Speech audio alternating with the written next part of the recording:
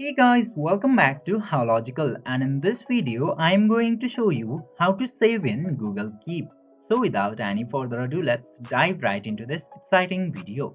Now, in order to save anything into Google Keep, you just simply have to open your web browser and into there open Google Docs. Then after that, you have to open any of the existing docs or create a new document which you want to save into Google Keep.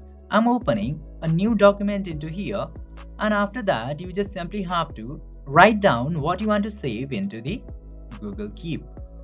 And after writing down what you want to save into Google Keep, you just simply have to select the text, and after that right click your mouse. Then you will get the option of save to keep. Just simply tap into that save to keep option, and after doing this, your note will successfully be saved into Google Keep. This way, you can easily save anything or any notes or documents into Google Keep. I hope this video was helpful for you. If yes, don't forget to like, share and subscribe to the channel to never miss another update. Thank you for watching the video.